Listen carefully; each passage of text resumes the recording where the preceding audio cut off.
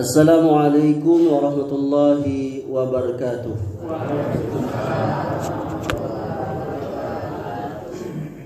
Alhamdulillahi hamdan katsiran thayyiban mubarakan fi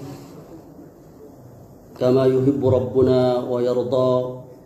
Wassalatu wassalamu nabi rahmah wa ala alihi wa sahbihi wa man ittaba'ahum bi ihsanin ila yaumiddin wa ba'du.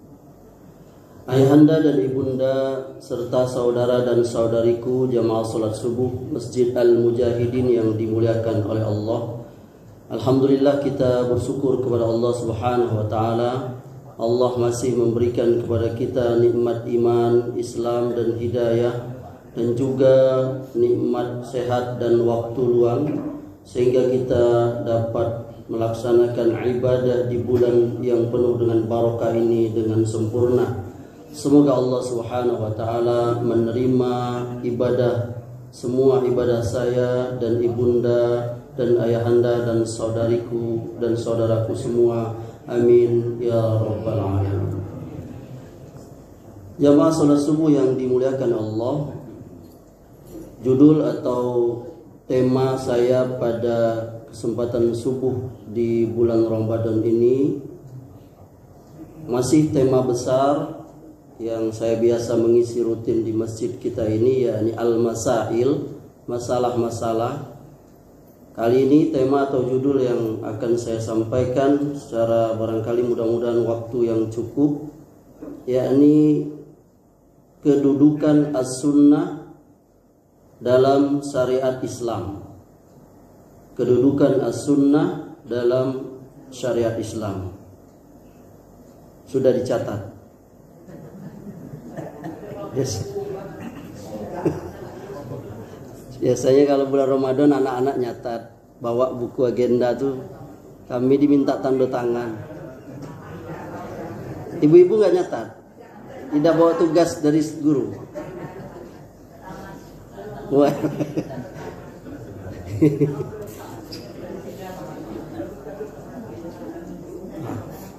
Ibu-ibu. Iya. Bahwa as-sunnah dia merupakan dasar di dalam agama kita, dan seseorang muslim dia tidak bisa terpisah dengan as-sunnah. Allah Subhanahu wa taala berfirman di dalam kitabnya yang mulia di dalam surah An-Nisa ayat 59, Ya ayyuhallazina amanu atiullaha wa atiur rasul wa ulil amri minkum. Hai orang-orang yang beriman, taatlah kamu kepada Allah, taatlah kamu kepada Rasul dan pemimpin di antara kamu. Fa in tanazza'tum fi syai'in farudduhu ilallahi war rasul. Dan jika kamu berbeda pendapat tentang segala sesuatu, maka kembalikanlah kepada Al-Quran, kepada Allah, dan kembalikanlah kepada Rasul, yakni as-sunnah. Dan Rasulullah sallallahu alaihi wasallam beliau pernah bersabda dalam sebuah hadis yang sering juga kita dengar, ya. An Abi Hurairah radhiyallahu anhu qala Rasulullah sallallahu alaihi wasallam, inni taraktu fikum syai'aini lan tadillu ba'dahuma, kitab Allah wa sunnati, wa lan yatafarraqa hatta yarida alayyal haud. Dari Abu Hurairah, semoga Allah meridhoinya, ia berkata, telah bersabda Rasulullah sallallahu alaihi wasallam, aku tinggalkan dua perkara yang kalian tidak akan tersesat selama kalian berpegang teguh dengan keduanya, yakni kitabullah, yakni Al-Quran, dan sunnahku, yakni sunnah Rasulullah sallallahu alaihi wasallam. Serta keduanya tidak akan berpisah. Nah ini. Jadi keduanya ini Al-Quran dan Sunnah ini tidak akan terpisah sampai keduanya mendatangiku di telaga, yakni di surga. Kita kaum muslimin punya telaga. Masing-masing umat atau umat para nabi punya telaga, dan kita punya telaga namanya Al-Kautsar. Yang kata Nabi sallallahu alaihi wasallam, warnanya lebih putih daripada susu, lebih manis daripada madu. Bejananya, cereknya, cangkirnya itu sebanyak bintang di langit. Dan siapa di antara umatku yang sudah meminumnya, maka dia tidak akan haus selama-lamanya. Dua dalil yang saya bacakan tadi ini menunjukkan bahwa as-sunnah itu dia merupakan sesuatu inti dari agama kita. Ya. Inti agama kita. Bahkan Al-Imam Al-Barbahari di awal kitabnya itu Syarhus Sunnah, beliau pernah mengeluarkan satu perkataan yang patut kita catat dengan tinta emas. Beliau berkata, Al-Islam huwa sunnatu hiyal Islam. Wah, lihat beliau seorang ulama yang alim, orang alus sunnah. Beliau mengeluarkan perkataan yang bagus sekali. Islam itu adalah sunnah. Sunnah itu adalah Islam. Dia tidak bisa dipisahkan. Islam ini tidak bisa berjalan tanpa sunnah. Oleh karenanya seorang muslim dia wajib mengetahui apa itu as-sunnah. Dan dia berpegang dengan sunnah itu. Dia gigit dengan gerahamnya sampai dia nanti bertemu dengan Nabi sallallahu alaihi wasallam. Ya. Jadi seorang muslim harus berpegang kepada sunnah. Dan seorang muslim setiap dalam kehidupannya dia bertanya.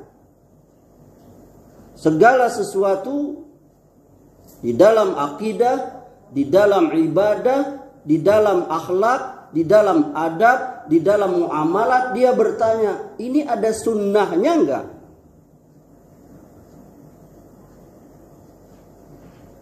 Ini ada sunnahnya enggak? Karena kita tidak bisa beragama, kita tidak bisa berislam tanpa sunnah. Gak bisa kita, sedikit pun juga kita gak bisa. Nah, nanti kita akan bahas ini. Ayahanda dan ibunda jamaah rahimakumullah.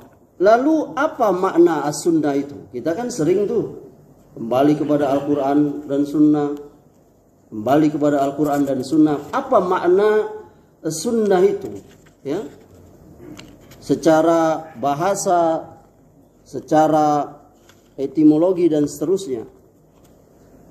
As-sunnah menurut etimologi atau bahasa, dia diambil dari kata sanna yasinnu wa yasunnu sannan fahuwa masnunun wa jam'u sunnanun wa sannal amra ay bayyanahu. Yakni maksudnya itu menerangkan. Jadi sunnah itu secara bahasa artinya menerangkan.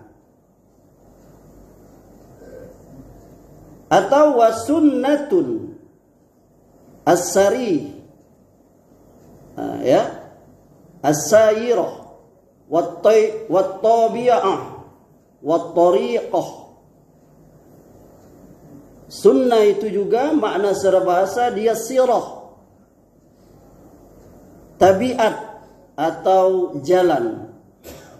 Dan sunnah juga secara bahasa wa sunnatun minallah, yakni sunnah dari Allah.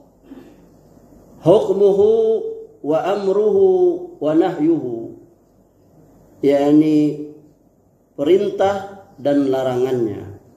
Itu makna sunnah secara bahasa. Paham ya Anda ya? Itu agak berat ngaji ya. Ngaji berapa SKS kita bagi kok. Agak berkerut kening kita ya. Ibunda paham ya insya Allah ya. Nggak apa-apa ya, ini ngaji kita dapat pahala ini.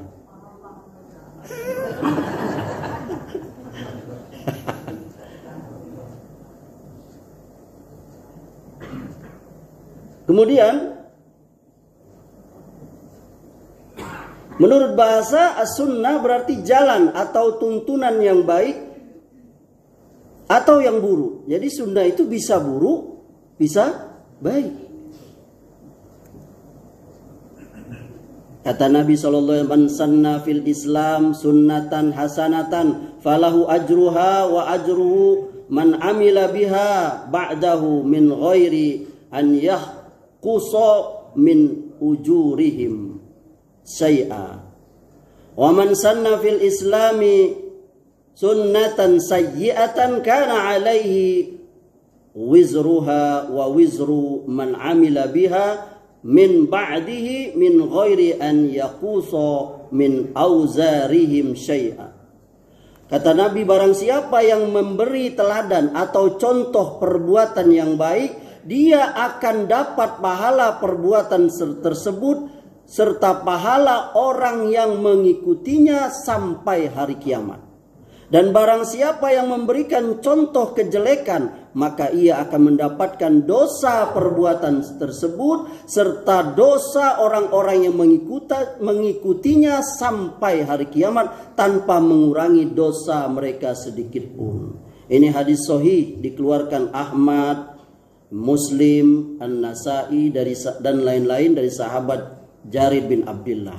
Ini asbabul wurudnya hadis ini Bunda. Jadi suatu ketika ada orang-orang yang miskin sampai ada yang nggak pakai baju, ada yang cuman pakai sepotong pakaiannya. Lalu mereka minta tolong kepada Nabi. Lalu Nabi berkata kepada para sahabat, ada nggak yang bisa membantu mereka? Sahabat agak lambat ininya bergeraknya.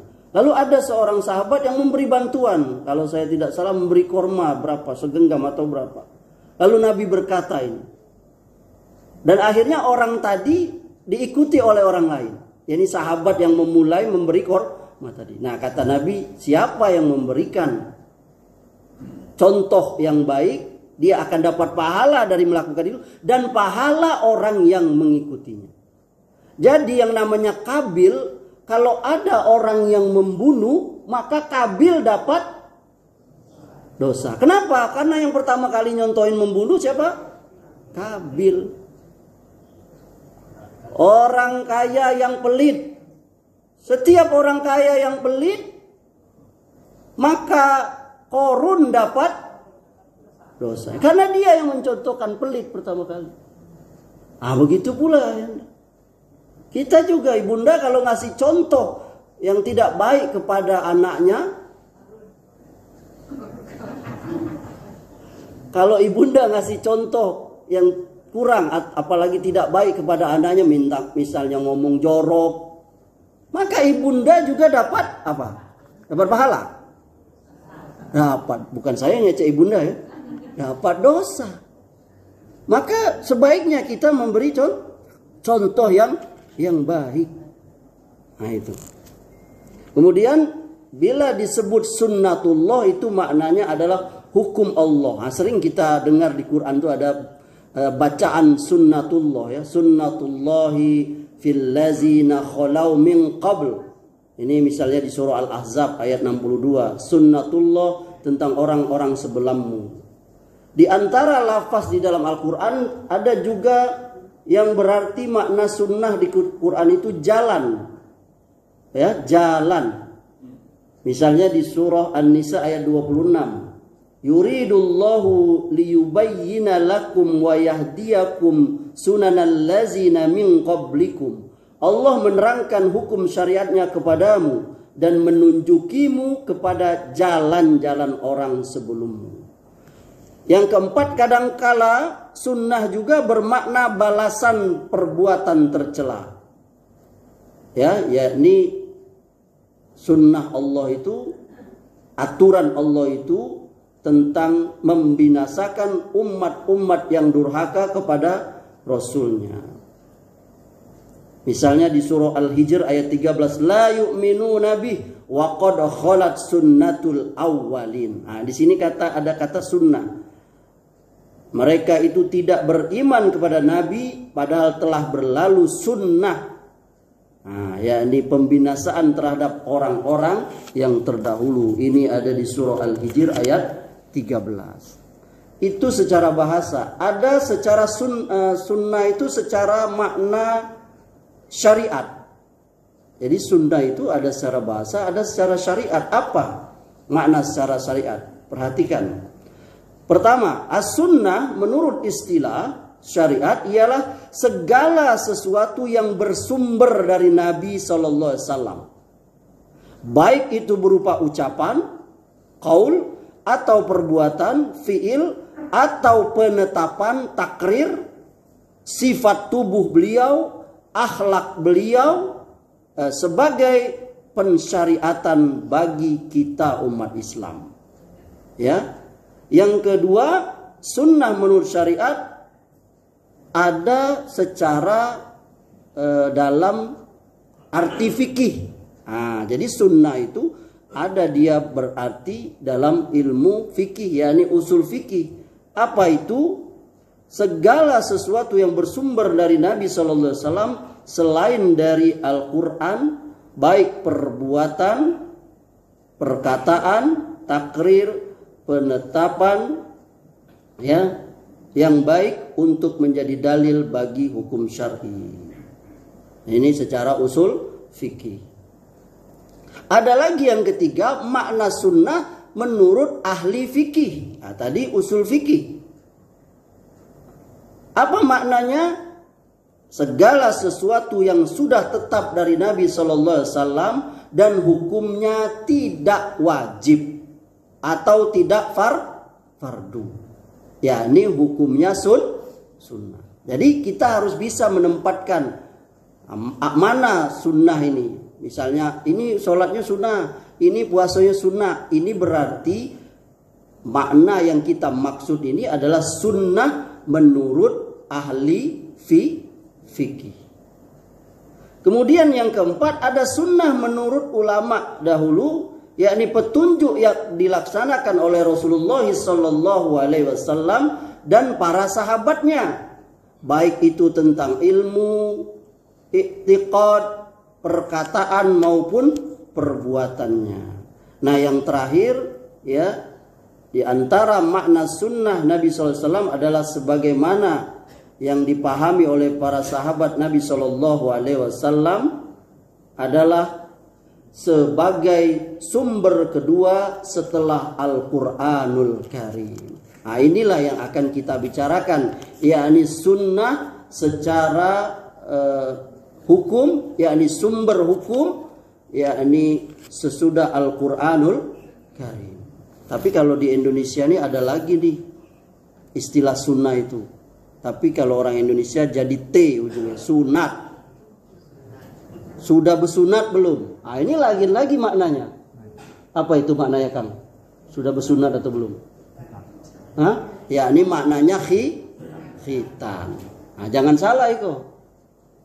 Nah, sunat di situ bukan artinya dilakukan berpahala, tidak dilakukan tidak apa-apa. Itu sunnah artinya menurut fikih. Tapi sunat di dalam arti ini khitan, dan hukumnya bagi laki-laki apa? Wajib. Ya.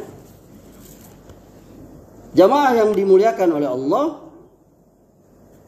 Kemudian kita sudah mengetahui tadi bahwa kita disuruh berpegang kepada Al-Quran dan Sunnah.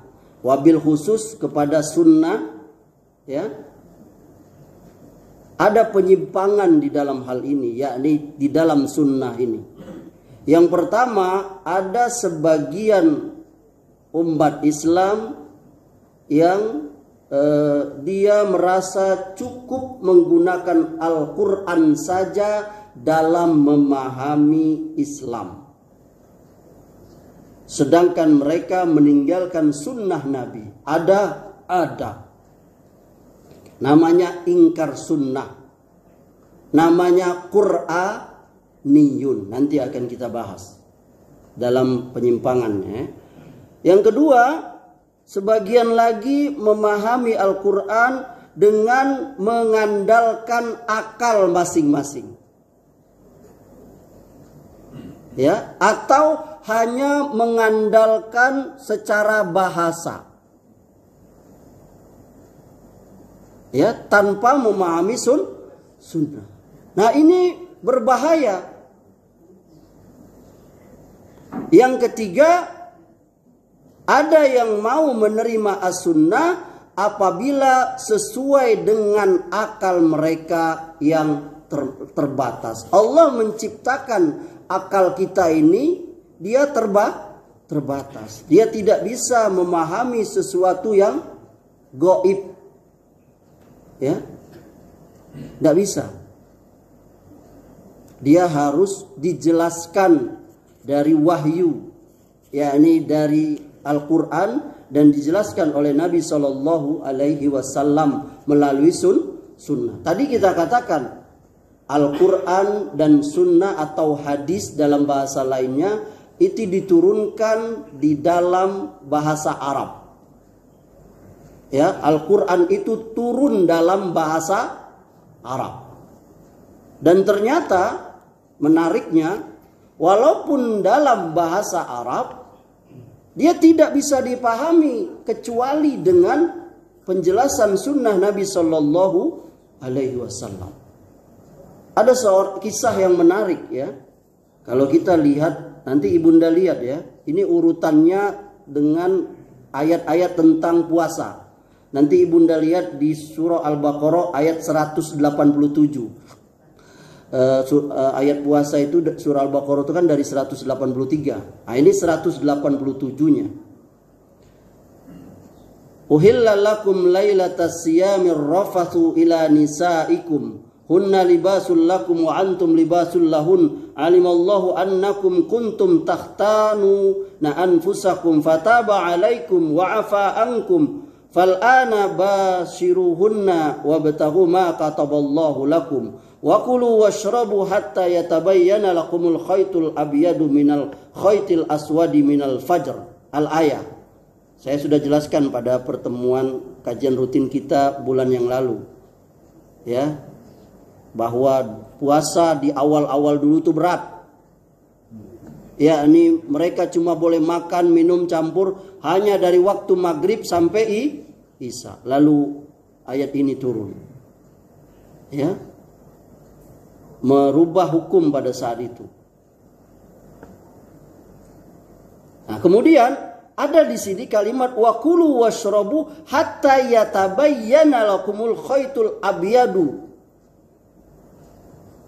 Ya. Makan dan minumlah kamu sampai jelas benang putih dan benang hitam. Nanti lihat di ayat 187 itu. Ada seorang sahabat namanya Adi bin Hatim. Adi bin Hatim ini ada seorang sahabat yang dulunya dia Yahudi, dia masuk Islam. Kalau Salman Al-Farisi dulu agamanya Majusi. Dia mencari hidayah sampai bertemu Nabi di Madinah, masuk Islam. Nah, Adi bin Hatim ini dia kan orang Arab. Dia bisa bahasa Arab. Dia salah faham ini ayat ini. Jadi oleh dia diambillah benang, memang benar-benar benang putih sama benang hitam tadi itu. Ditaruhnya lah di bawah bantal. Dia makan, minum sampai jelas benang putih. Berartilah siang karena dulu belum ada. Akhirnya disampaikan kepada Nabi. Lalu Nabi, alangkah besarnya bantal kau, Adi. Maksudnya itu, akhirnya turunlah itu. Ini yang dimaksud dengan benang putih, benang hitam itu fajar. Benang putih itu yakni waktu sudah kelihatan fajar muncul. Benang hitam itu maksudnya malam. Para ulama mengambil pelajaran bahwa inilah pentingnya sunnah itu, yakni penjelasan dari Nabi SAW. Kenapa? Karena seorang sahabat saja tadi itu, Adi bin Hatim, yang dia ngerti bahasa Arab, ngelotok, tapi dia salah paham. Kita saja bisa salah paham enggak ayahnya? Lebih lagi kita. Ayat dalil yang dulu saya ingat almarhum Kiai Zainuddin MZ yang sering menjelaskan itu, yakni salah paham ngaji itu. Salah paham dia, yakni kata ustadznya, ambillah yang baik, buanglah yang buruk. Dia kan belajarnya ngantuk, ayahnya ngantuk dah. Bisa salah paham.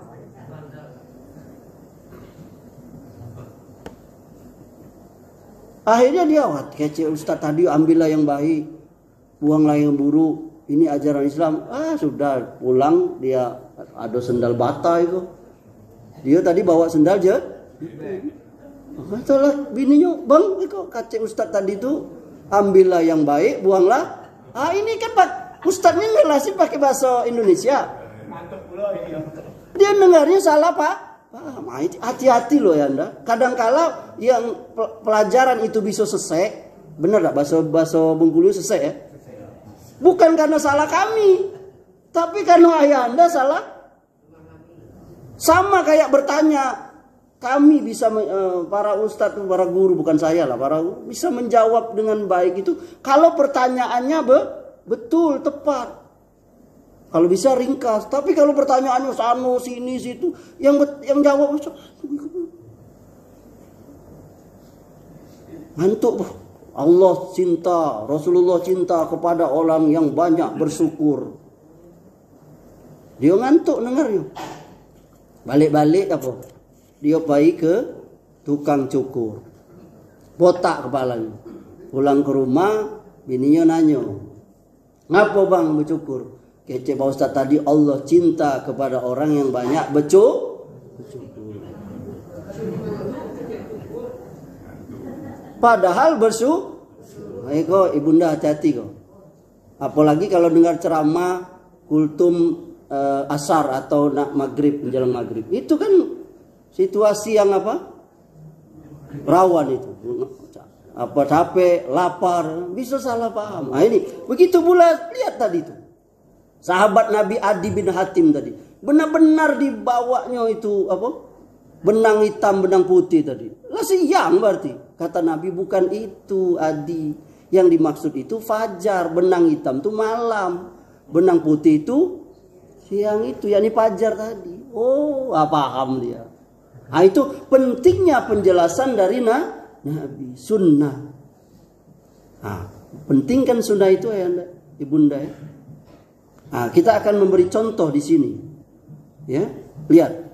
Nanti ayah anda, ibunda bisa buka misalnya surah Al-Maidah ayat 38. Allah berfirman, wasariku wasariqatu faqta'u aydiyahuma. Pencuri laki-laki dan perempuan, potonglah tangan mereka. Lihat ini. Kata Allah di dalam Al-Quran, menurut syariat Allah, menurut syariat Islam, yakni pencuri itu baik laki-laki atau perempuan hukumannya dipotong. Apa potongnya kata Quran tadi? Tangannya. Tapi di Quran ini dia mujmal umum, mutlak. Tidak dibatasi. Yakni mencuri apa saja. Betul? Kalau orang memahami seperti itu. Berarti kalau ada orang maling atau cilok atau mencuri permen kojek satu, berarti harus dipotong. Lalu tidak dijelaskan juga, kan umum nih Quran ini tadi. Potong tangan. Tangan yang mana? Sebatas mana? Coba kalau kita nggak pakai sunnah, nggak pakai hadis, habis tangan orang langsung. Segini dipotong. Kan tangan sampai mana? Itulah perlunya sunnah yang sampai kepada kita hadis. Ternyata ayat tadi, ayat 38 surah Al-Maidah itu dijelaskan oleh sunnah, dijelaskan oleh hadis. Kata Nabi, la qata'a illa fi rubu'i dinarin faso'idan. Tidak dipotong tangan kecuali bagi pencuri yang mencurinya sampai 1/4 dinar atau lebih. Hadis dikeluarkan Bukhari dan Muslim. 1/4 dinar emas. Berarti kalau di bawah itu tidak terkena. Nah, yang dipotongnya mana? Perjalanan menunjukkan bahwa yang dipotong itu adalah sampai, wah bagus Ibunda. Ya, ini sampai pergelangan. Nah, ini tahunya dari mana? Dari perjalanan Nabi SAW ketika ada pencuri, ada di kitab-kitab hadis itu. Ya, makna tangan itu sebagaimana yang tercantum ayat tentang tayamum itu, faghsilu wujuhakum wa aydiyakum. Usaplah pada wajah-wajah dan tangan-tangan kalian. Ya, ini masuknya itu bagian telapak tangan dan punggungnya sampai pergelangan, bukan sampai siku. Pahamlah kita betapa pentingnya sunnah itu. Kalau gak ada sunnah tadi, habis buntung galau orang.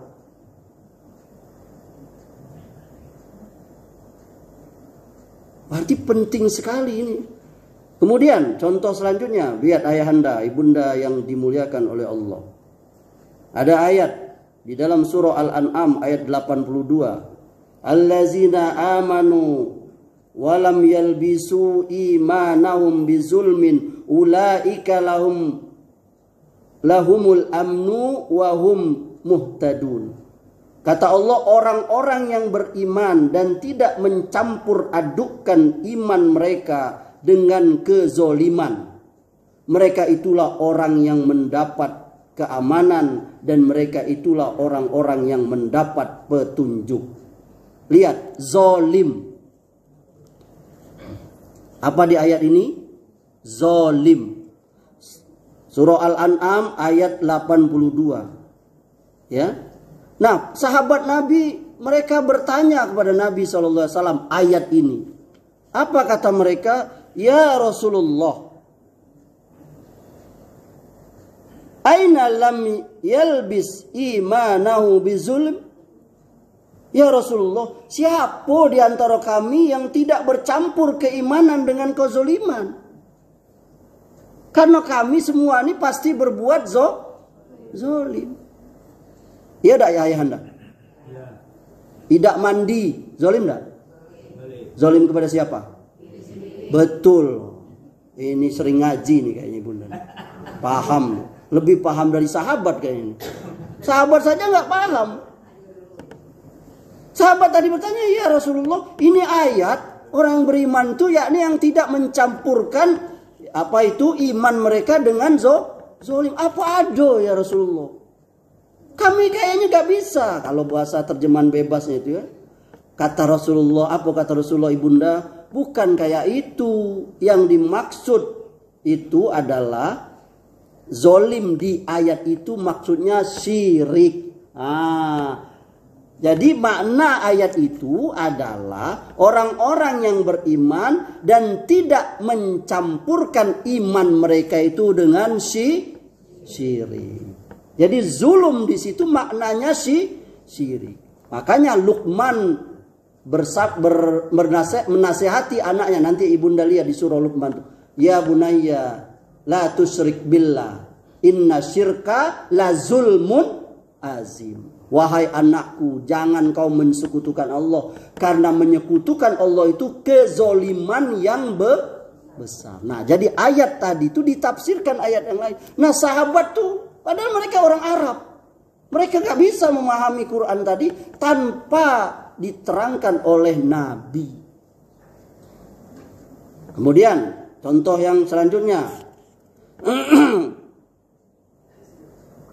Wa iza darabtum fil ardi falaisa 'alaikum junahun an taqsur minas salat in khiftum ayyaftinakum allazina kafaru. Dan apabila kamu bepergian di muka bumi, maka tidaklah mengapa kamu mengqosor solatmu jika kamu takut diserang orang-orang kafir. Zohir ayat ini ibunda bahwa menghendaki ya bolehnya kita sholat qosor dalam safar itu dengan syarat adanya rasa takut. Ya kan? Jika kamu takut kepada orang-orang kafir. Oleh karena itu, ada sahabat-sahabat itu yang bertanya kepada Nabi, "Ya Rasulullah, apakah kita tetap mengqosor sholat padahal kita tidak takut lagi dengan orang kafir? Ya, sudah aman." Apa kata beliau? Ini adalah shadaqatun tasaddaqallahu biha alaikum. Ini adalah pemberian Allah kepada kita. Allah bersedekah dengannya kepada kita, maka terimalah sedekah Allah. Jadi walaupun ayat ini, nanti ayahanda buka surah Al-An'am ayat 82, dia mensyaratkan kita, surah An-Nisa ayat 101 ini mensyaratkan kita boleh mengqosor sholat itu kalau takut. Ternyata dia sudah dijelaskan oleh Nabi, yakni tetap berlaku walaupun kita sudah tidak takut lagi. Ini pentingnya kita memahami sunnah. Quran melalui sunnah. Contoh yang selanjutnya. Hurrimat alaikumul maitatu waddam. Diharamkan bagi kalian bangkai dan darah. Lihat, bangkai dan darah. Ini berbicara secara umum. Tapi ternyata ayat yang umum ini dia sudah dikecualikan oleh sunnah Nabi SAW atau hadis. Yakni ada bangkai yang halal. Bangkai apa ya anda? Betul. Bangkai apa ibunda? Belalang. Kalau kita berpegang dengan apa? Berpegang dengan Quran ini saja, maka kita akan mengharamkan apa? Ikan, akan mengharamkan belalang. Ternyata sudah dihalalkan oleh Nabi SAW. Uhillat lana maitatani wadamni. Ya, dihalalkan bagi kita 2 bangkai dan 2 darah. Yakni bangkai belalang dan ikan, semua jenis ikan. Serta hati dan limpa. Hadis ini dikeluarkan Imam Baihaqi. Ya Allah ibunda, andai kata bangkai ikan itu haram, alang kenanggung ibunda motong ikan teri. Kalau nak ayah anda nak makan ikan teri, harus motong satu-satu, belinya harus hidup. Ternyata inilah Islam itu memudahkan kita. Jadi walaupun ikannya sudah mati tetap boleh dimakan. Inilah pentingnya sunnah Nabi itu. Kalau ada orang langsung memahaminya, yakni apa namanya? Halal apa haram itu yang namanya bangkai, sudah. Akhirnya kita bergembira, oh ternyata boleh makan bangkai ikan, boleh makan bangkai belalang. Jadi belalang tidak perlu kita potong lehernya dulu. Siapa yang pernah makan belalang? Ibu ayah anda pernah? Pernah ayah anda? Enak ayah anda? Masya Allah. Dari Jawa banyak tuh belalang gedang-gedang. Waso.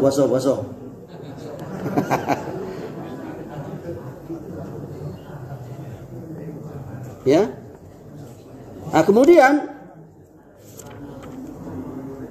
bahwa ada lagi Nabi Allah Subhanahu wa taala yakni menjelaskan tentang ayat dari surah Al-A'raf ayat 32 ayahanda ibunda. Qul man harrama zinatallahi allati akhraja li'ibadi wat thayyibati minar rizq. Katakanlah, siapakah yang mengharamkan perhiasan dari Allah yang telah dikeluarkannya untuk hamba-hambanya, dan siapa pula yang mengharamkan rezeki yang baik. Quran surah Al-A'raf ayat 32. Di ayat ini ayahanda gak boleh mengharamkan perhiasan yang sudah Allah beri. Ini ayat umum. Ternyata dia dikecualikan. Apa? Ada perhiasan yang diharamkan ternyata. Iya, yakni emas bagi laki-laki. Nah, kata Nabi SAW, hazani haramun ala zukuri ummati hilla linaiha.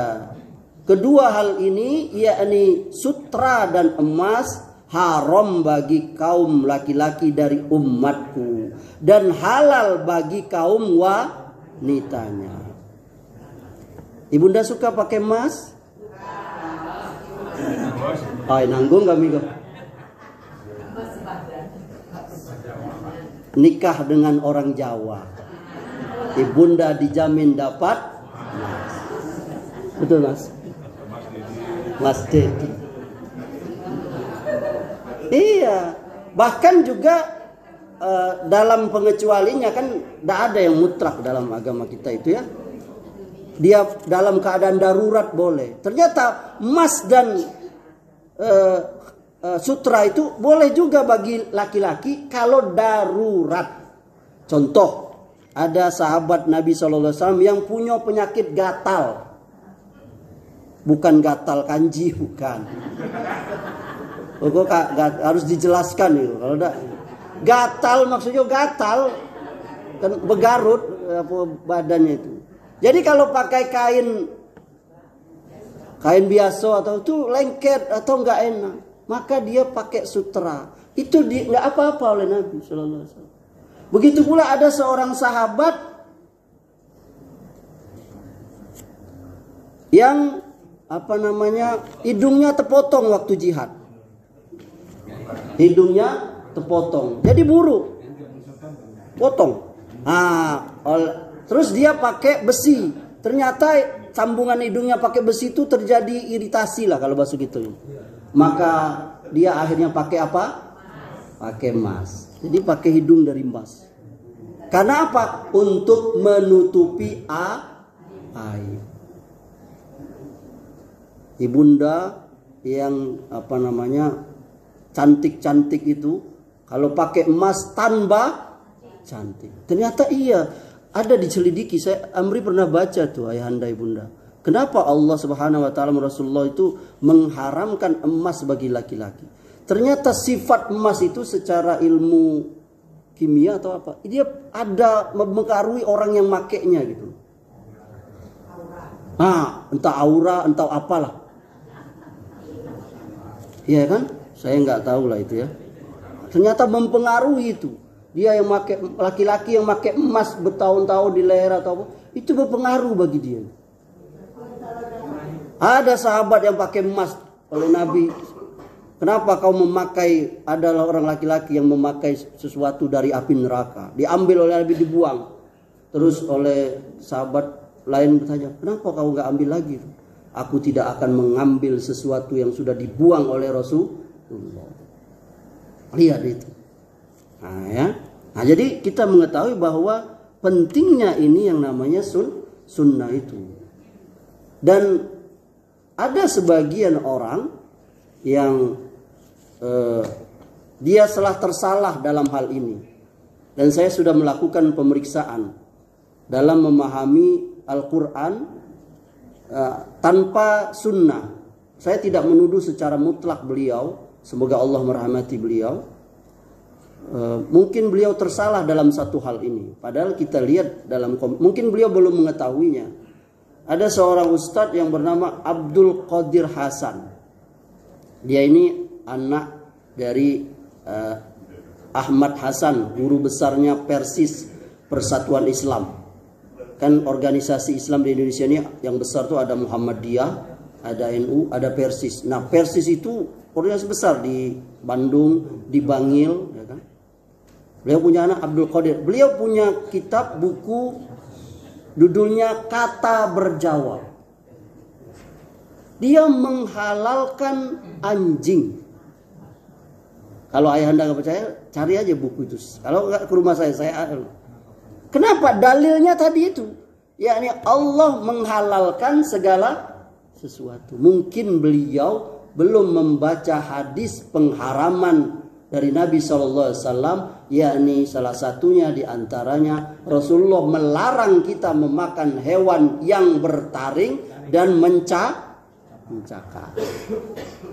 Itu pembahasannya di bab fikih. Ini kita bicara bab manhaj ya. Berarti pentingnya itu ayahanda. Kita ternyata ahli ilmu. Saya tidak menuduh beliau bodoh, tersesat, enggak. Mungkin namanya manusia khilaf. Betul nggak? Saya Amri apalagi, saya bisa khilaf ini. Makanya kalau nanya sama saya jangan yang berat-berat. Tanya aja, Ustadz, sholat subuh berapa rakaat? Nah itu mudah jawabannya. Kenapa dosa saya? Dan susah meralatnya. Nabi SAW pun beliau pernah tersalah. Nabi, walaupun salahnya itu bukan karena beliau maksiat. Bukankah surah Abasa itu turun menegur beliau? Ya kan? Abasa wa tawalla anja dan seterusnya itu. Dia sudah bermuka masam. Yakni ketika Nabi SAW sedang didatangi para pembesar orang kafir. Datanglah itu sahabat yang buta itu, Abdullah ibnu Abi Maktum. Untuk bertanya kepada beliau sesuatu. Lalu Nabi mencueki beliau. Apa alasan Nabi? Bukan benci dengan Abdul ini, bukan. Bukan benci, bukan. Karena menurut Nabi dia inilah tiap hari ketemu. Kan bisa bertanya kelak. Tapi Allah nggak boleh membedakan. Nabi juga pernah ditegur. Nah itu Nabi. Apalagi ustaz. Nah jadi salah satu kesalahan tadi itu adalah beliau berpegang kepada Al-Quran saja tanpa. Jadi dari sini kita mengetahui pentingnya sunnah itu, betul? Sama seperti kita sahur dan berbuka, itu adanya di sunnah. Kita sholat, Al-Quran tidak menceritakan sholat apa. Al-Quran tidak menceritakan berapa rakaat. Al-Quran tidak menceritakan apa yang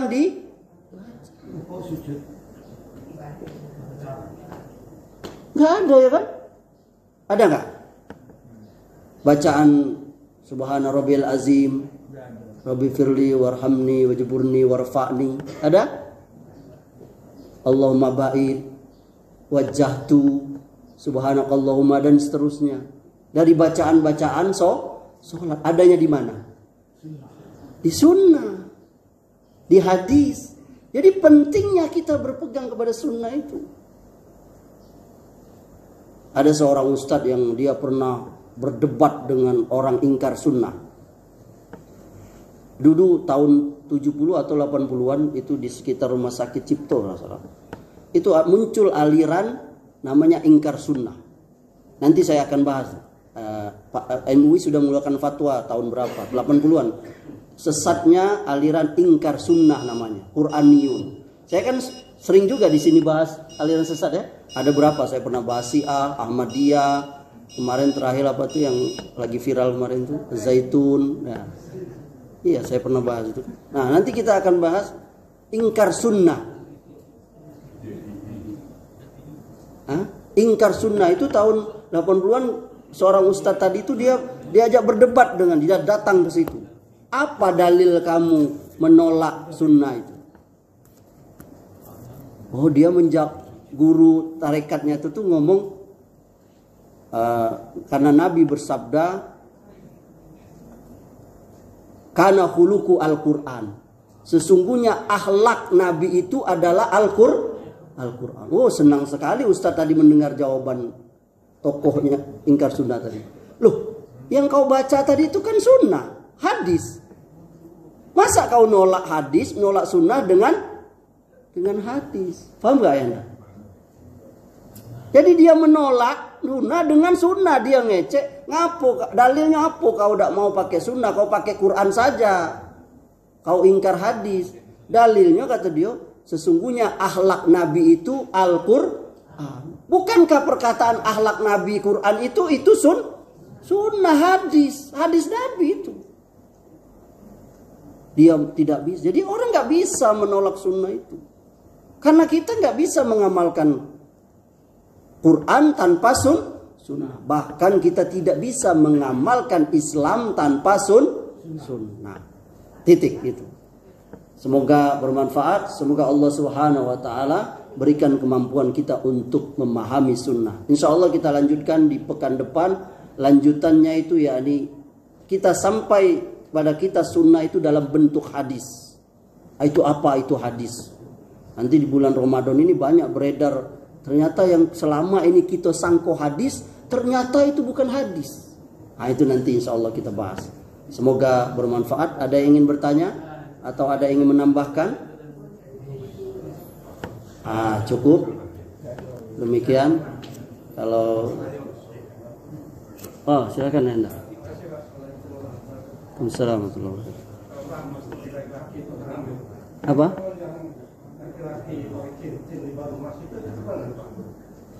Cincin?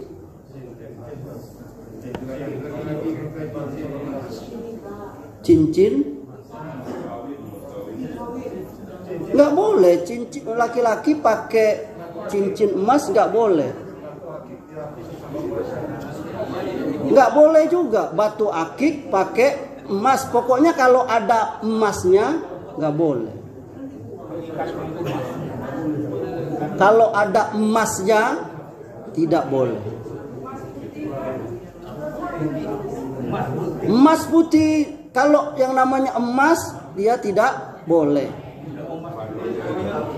Saya kalau misalnya dicampur, Ustadz, bagaimana emasnya 50%? Tidak emasnya 50%, misalnya ada nggak yang bisa dicampur gitu? Saya tetap berpegang tidak boleh juga. Karena dalilnya secara umum, kecuali ada pengecualian dari Nabi, kecuali kalau separuh. Tidak apa-apa. Pengecualinya tadi sudah Amri sebutkan, ayahanda. Pengecualinya tadi dua tadi. Yang pertama karena sakit, boleh pakai emas. Seperti sahabat tadi yang kena penyakit gatal, boleh. Yang kedua karena aib. Tadi ada sahabat yang maka dia kalau pakai besi dia iritasi, maka pakai emas tuh. Atau yang sejenisnya, paham ya? Nanti ada larangannya lagi, nggak boleh misalnya menjadikan piring, sendok dari emas, itu berlebih-lebihan dalam dunia. Sampai Amri pernah lihat tuh ada orang kaya di mana sampai tempat buang airnya tuh terbuat dari emas. Ini sudah berlebihan. Iya, jangan berlebihan seperti itu.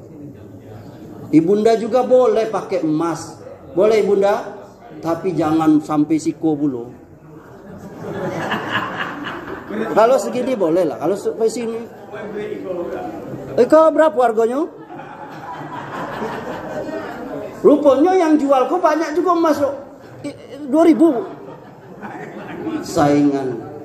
Hati-hati ya Anda, itu kode itu. Cukup ya? Barangkali ini yang bisa kita sampaikan. Semoga